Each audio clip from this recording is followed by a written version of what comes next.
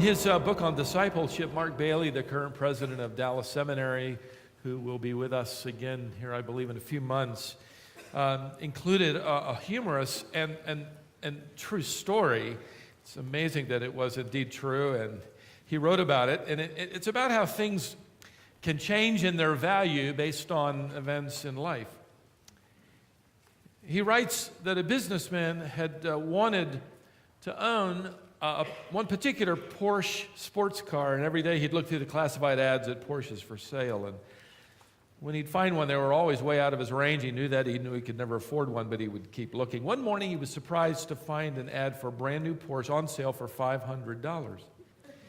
He assumed it was a typo and that a couple of zeros had been left off, 3 or 4 of them. And the next morning, he checked the ad again, and he couldn't believe it. The same ad was running, a brand new Porsche, just the one he wanted, on sale for $500. This guy figured that he had nothing to lose, Bailey writes, so he decided to call the number, and when he did, a woman answered the phone, and he asked her if it was a typo, and she said, no, that's the sale price, a brand new Porsche available for $500.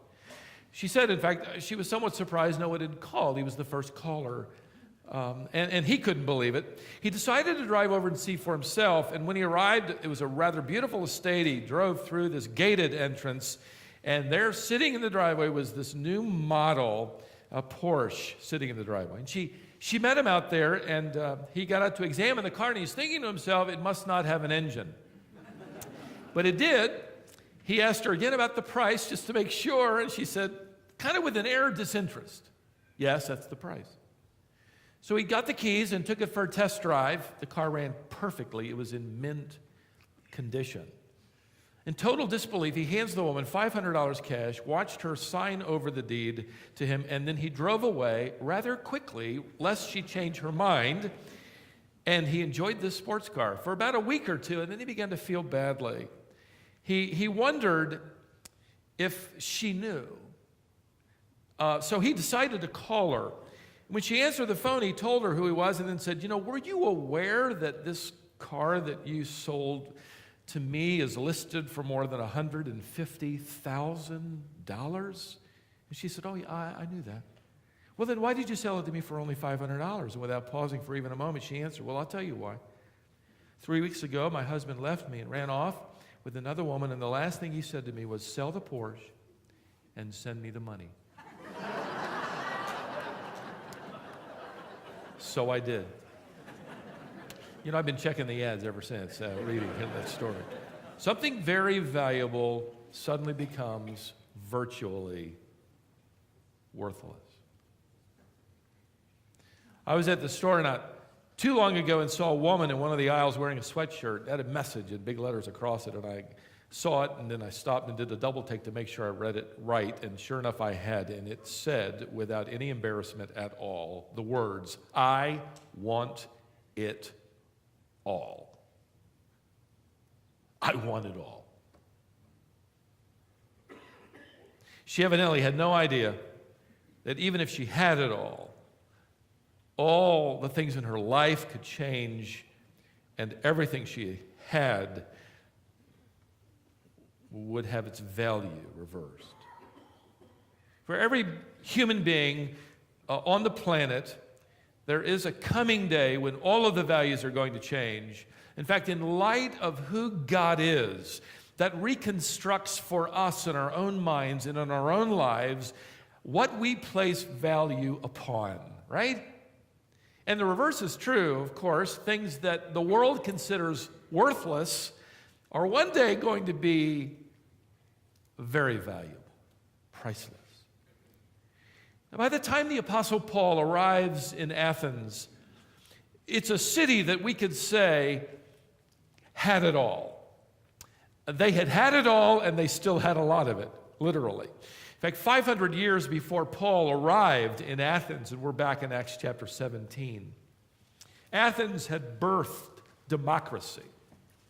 Athens had birthed the concepts of parliament and individual rights and freedoms and law that is still used today by much of the Western world. Athens was the home of the world's most famous university prior to the arrival of Paul, where Socrates and Plato had walked the hallways as faculty members. In fact, Plato's most famous student, Aristotle, also taught in this university and in the city streets with his disciples tagging along. Athens had been at one point the religious center of this region with all of its white marbled temples to the gods of the pantheon. The streets were lined with statues of the gods. 50 years before Paul arrives here in Acts chapter 17 to the city of Athens, Caesar Augustus had rebuilt many of the temples and public buildings that had been destroyed in battles and previous wars, sort of returning Athens to some of its golden days. And now Paul arrives. In the timing of God and the declaration of the gospel, it was time in the providence of God for Athens to hear of this God who alone had the attributes that they claimed belong in some form or fashion to their many gods. And Luke gives us an account here of this scene where Paul arrives. And as Luke is writing it, he describes Athens in at least two different ways. One of them is this. We're going to see that Athens was intuitively religious. Intuitively religious. Look at what he records for us in verse 16 of Acts chapter 17. Now, while Paul was waiting for them at Athens, this is Timothy and Silas, his spirit was being provoked within him as he was beholding the city full of idols. The word translated observing here in verse 16 is the word theoreo, which gives us our word theater. And I think Luke is probably writing a little tongue-in-cheek. He's using a play on words simply because Athens would have been absolutely famous in that world for her theaters. Many of them were dedicated to many of their gods. Just to give you an idea, we know that the city-state of Ephesus nearby had a theater, and in the theater were 29 golden statues of Artemis. There were 60 statues of Nike, the god of victory. And still in that one theater, there were 60 statues dedicated to Eros, the god of eroticism. So imagine in one theater, you have 150 statues giving honor and glory to these three gods. Imagine what it would have been like in Athens. Well, the truth is, we don't have to imagine. Pliny, the Roman author who lived during the days of Paul, wrote that Athens had not 150 statues, but 73,000 statues to their gods. Pausanias, a Greek geographer who visited Athens a few decades after Paul, was the one who wrote that now rather famous statement that in Athens it was easier to meet a god than a man. They were literally everywhere. They lined the streets, they were in every public building, their temples filled the hills, filled the valleys in this region.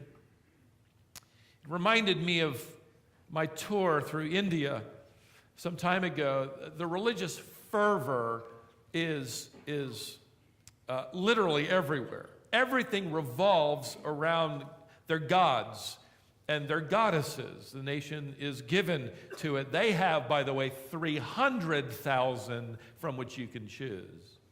Temples are everywhere.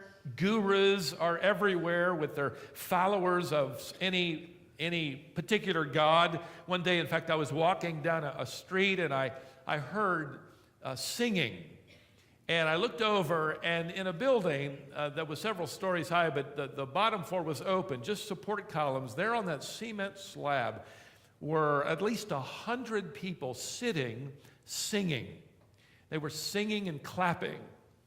And I could tell, at least musically, that they were singing the same thing, and they were singing the same tone or notes over and over again. And I asked my host, who they were. It was actually very, very beautiful music. And he said, well, they are followers of that guru. You'll see him. He's sort of sitting up in front of them, facing them, and he's leading them in singing praise to their God. And I said, which God? And he said, I really don't know. I can't tell. Which God? The Athenians, frankly, every nation on the planet is convinced that the world is filled with an unseen spirit world. And in that respect, they are absolutely correct. They're correct. They're right. Mankind knows intuitively that there's something more out there. The world, the cosmos, the universe, we're told in Scripture, reveals some of the attributes of God and His power and creative ability. And then Romans 2 tells us that the conscience has been stamped, imprinted with the law of God so that they know there's truth. They know when they're doing something wrong. They know stealing a chicken is wrong. They know killing someone is wrong, or whatever. So the citizens of Athens, though, are just like that. They can't frankly, they can't get enough gods to satisfy their religious hunger. And you read here in verse 16 that Paul's spirit was provoked. Now, typically you'll hear that sort of translated or expounded as negative. It may not be negative. It doesn't mean he was angry. It doesn't mean he's ready for a fight. You could actually take that word and turn it positively to speak of being absolutely filled with anticipation and excitement. I think that's probably more how he was feeling than angry. He's like that proverbial shoe salesman. Remember, he arrived in a city where no one owned any shoes. He packed up and the next day went home telling his employer, no one in this city wears shoes. Another salesman arrived the next day and immediately wired his employer saying, send all of the shoes you can. Nobody here wears any yet. See, that's the attitude Paul has. I think Paul is the kind of person who would say, not, I can't believe it, I got to get out a sledgehammer, I got to do whatever I can do and end this. I think he's saying, oh, look, they worship gods. I can't wait to tell them about the true God. Athens was intuitively religious. That's first. Second, Athens was intellectually curious. Notice verse 17. So he was reasoning in the synagogue with the Jews and the God-fearing Gentiles. That word reasoning, we've already encountered that. Dialegomai means to dialogue. That is, he's not preaching a sermon like I am, uninterrupted. At least that's the plan. He's asking and answering questions. He's dialoguing with them. He's bringing up texts and asking them questions about that. What do you think about that? What do you think that means? Well, if that means that, what do you think about this text over here? That was the kind of approach that he was using in the synagogue. And he evidently kept at it because we read nothing of unrest. We read nothing of them kicking him out. We don't read anything of a riot as in the previous cities we've studied so far in this series. Not in Athens. They want to know more. These Gentiles who are pandering toward Judaism and the Jewish community, they're deeply intellectually curious. I think it's tragic, however, the implication here from Luke's silence indicates that there wasn't any response to the Q&A. There isn't a riot, but there isn't a revival either, so to speak. They're just curious. I was on a plane a few days ago, and I asked the man sitting next to me eventually as we chatted away what he would say to God if God asked him why he ought to be allowed into heaven. And he gave me a brief answer that was all about himself and all about his works and all about what he had given to the community and what he was doing in his church. And then he said, but you said earlier in our conversation that you pastor a church. I'm really interested in what you have to say. And so I took 45 minutes. It was a two-part series. We had an intermission. And when I got finished, he wasn't really interested. Curious.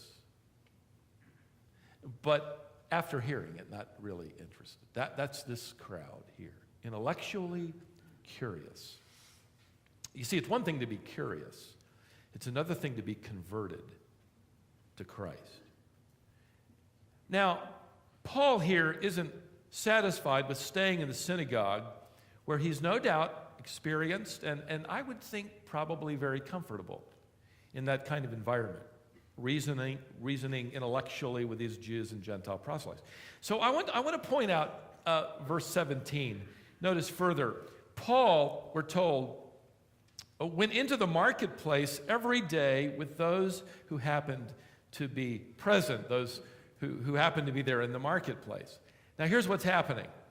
Paul has decided, as he's waiting for Timothy and Silas, to go into the agora, the marketplace. A-G, it's spelled O-R-A.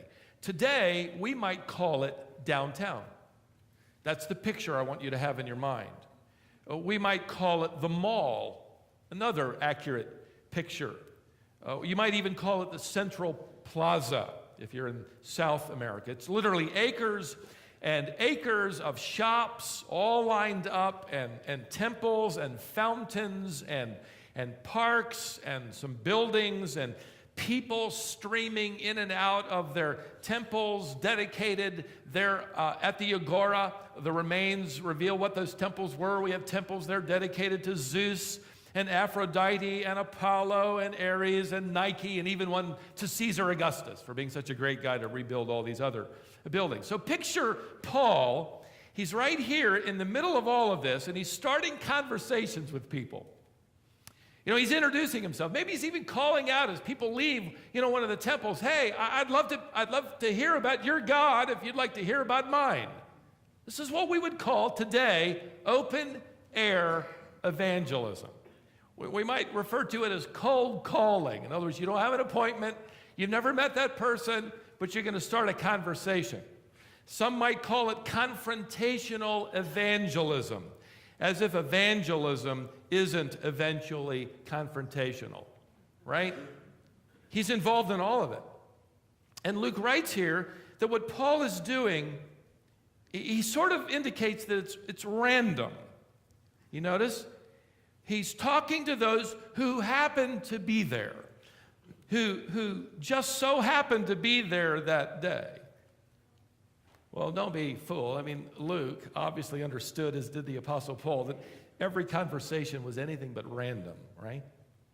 Paul is depending on God's Spirit to lead his steps and bring people to that mall, bring people to sit by that fountain, bring people to shop, bring people to walk out of that temple at just that very moment for this encounter. Our evangelism explosion teams go out weekly and they call it divine appointments. I love that terminology because it isn't random.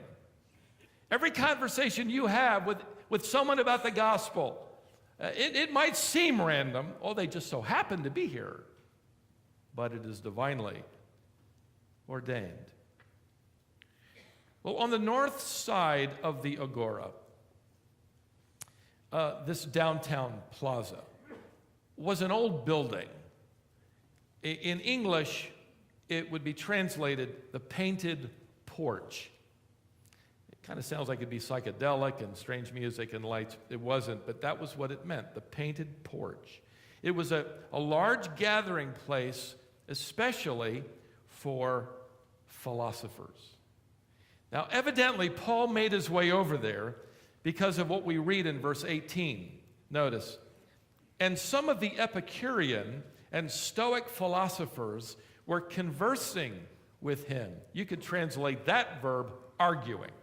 Hey, I would have loved to have listened in as the greatest Christian apologist, apart from Christ, the greatest philosophically minded theologian is in an intellectual argument with the Epicureans and the Stoics. These are the descendants of Socrates and Plato, and they hang out at the Painted Porch. This open area, And they're debating and discussing and talking about the latest philosophies of the day and the latest, speculations or whatever they may be. And this is no coincidence that Paul makes his way over there. And who are they? Well, in short, the Epicureans believed that life is short and death ends your existence. So what you need to do is live and get out of life as much pleasure and joy as possible, as much excitement as you can stand. And as far as the gods are concerned, and there are gods out there, but as far as they're concerned, they really don't care, because actually the gods are trying to get all the pleasure they can get out of their existence. Get all you can, because the person in the end with the most toys wins. Sound familiar? That's the Epicurean philosophy. The Stoics argued that all gods were really the same. They all reflected this God principle. This God principle. And you didn't need to get all worked up about any one God. In fact, all the gods were basically saying the same thing. So live your life, and you don't have to worry about all this. You don't have to get dogmatic. You don't have to make your decision. You don't have to make up your mind about really anything, because in the end, you will become part of this God principle. You'll be one with the cosmos and live forever. Athens and America are very, very similar. And every other country, by the way. These are predominant philosophies in life. Either the universe is an accident out of nowhere. They're teaching children now that's called the Big Bang Theory, and have for a generation. And when life is all over, that's all there is, so get as much enjoyment as you can out of life, because the guy with the toys wins. Or don't get too dogmatic about any religion, because all the religions effectively say the same thing.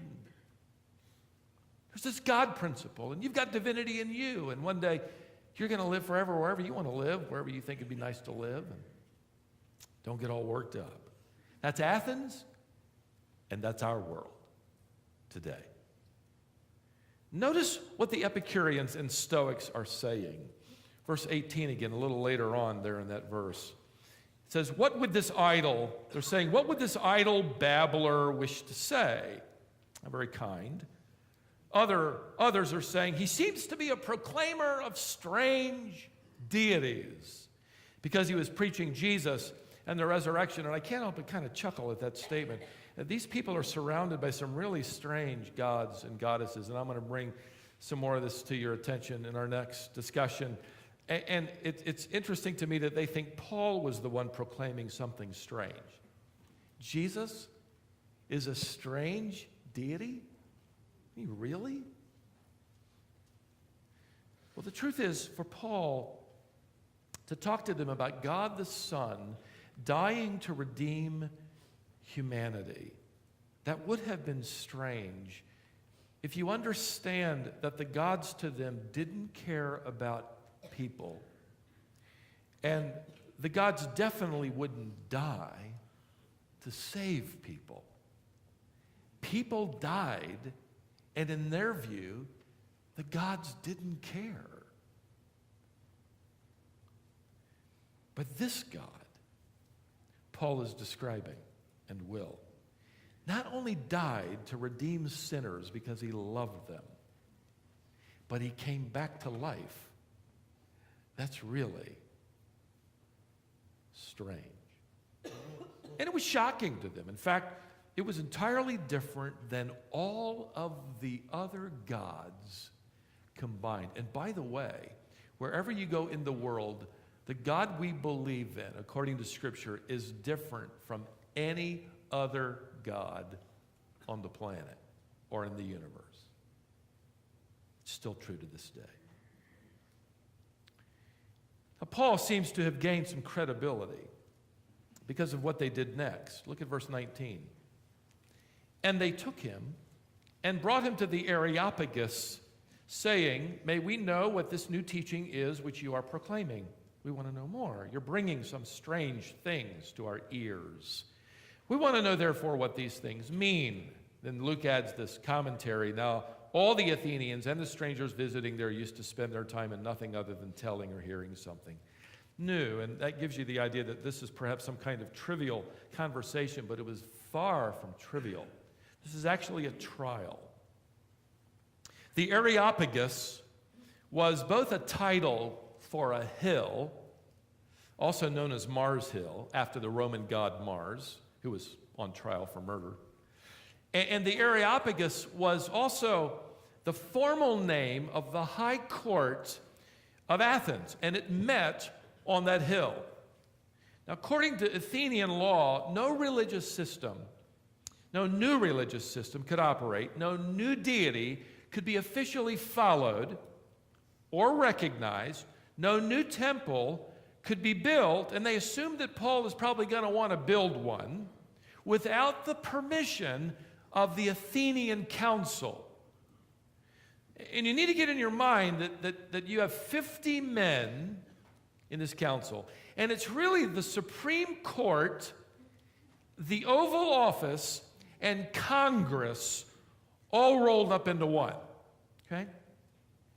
In fact, to this very day, the Supreme Court of Greece is called the Areopagus, the hill. And we in America have borrowed that. We talk about capital, what? Hill. The hill. The decisions are made on the hill. All this goes back to Athens.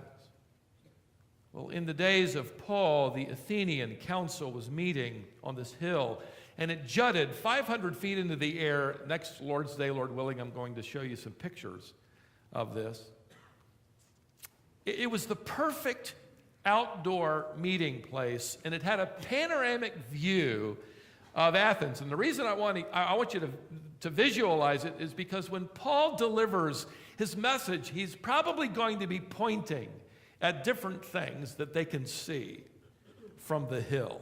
So here they come up this hill, and Paul is following them. You know, the proclaimer of these new, strange, deities.